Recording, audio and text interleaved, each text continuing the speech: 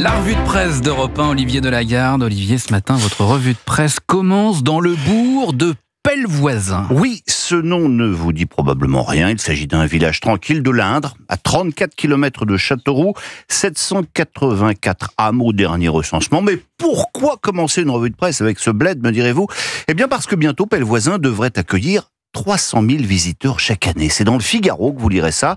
Que se passe-t-il ? En fait, le Vatican vient de valider les apparitions de la Vierge à une enfant du pays en 1876. Estelle Faguet aurait vu Marie à plusieurs reprises.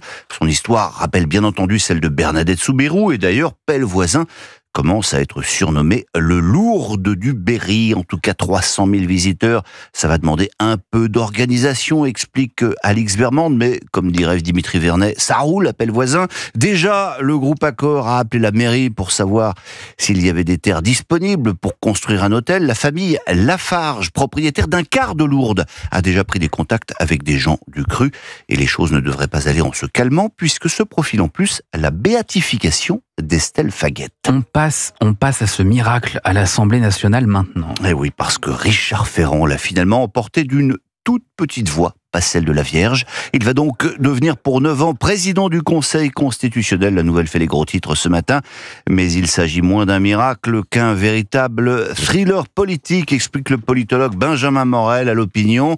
Qui aurait pu penser que sa nomination serait validée par l'abstention des troupes de Marine Le Pen, s'interroge-t-il.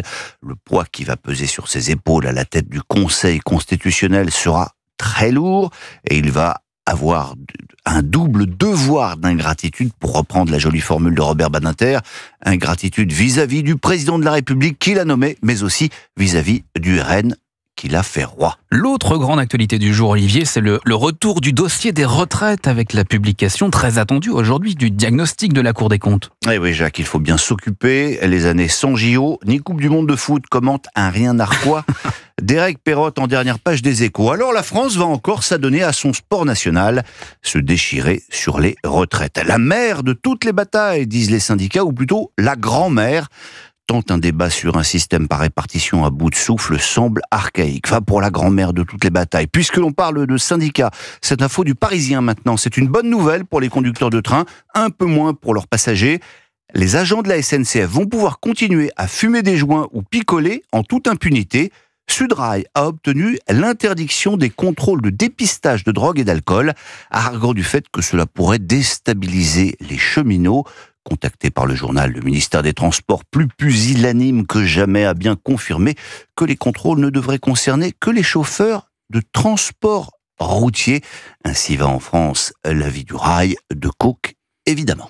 D'autres substances illicites, Olivier. Et toujours dans le Parisien aujourd'hui en France, le journal fait sa une sur le marché illégal de la libido, le dangereux business des aphrodisiaques, titre le quotidien, qui est allé faire ses courses dans différentes officines de la région parisienne. Viagra de contrebande, boissons made in Côte d'Ivoire, miel aphrodisiaque, bonbons au bois bandé.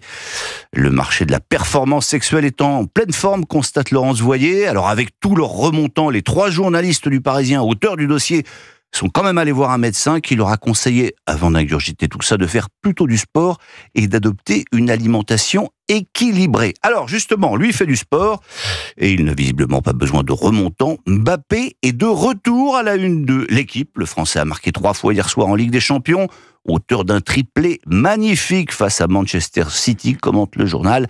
L'attaquant français a définitivement posé son empreinte sur ce Real dont il est devenu, nous dit-il, le leader incontesté et affamé.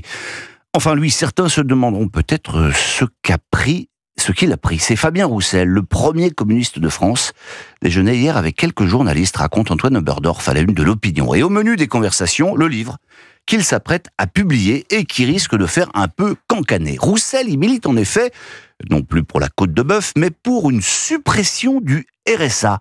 Oui, confirme le chantre de la viande rouge et du drapeau écarlate. Oui, je condamne cette France qui a assommé des générations entières à coup de RSA. Alors les libéraux y verront sans doute un miracle digne de Pellevoisin. Ah, certainement. Quant aux derniers communistes, forcément un peu assommés eux aussi, on va leur dédicacer notre extrait musical du jour, parce qu'hier, on a appris la mort de Jean Sarrus. C'était l'un des derniers Charlots. Alors les Charlots, il faut peut-être expliquer à nos plus jeunes auditeurs, ce fut un groupe de comiques qui eurent un énorme succès dans les années 70. Ils ont commis des films, mais aussi quelques chansons comme ce chef-d'œuvre inoubliable de 1972. Quand on arrive à l'usine, la gaieté nous illumine. L'idée de faire nos 8 heures nous remplit tous de bonheur. Oui, T'as connu ça, Ah non. Non. Vous allez écouter le refrain. Merci. Voilà tous heureux.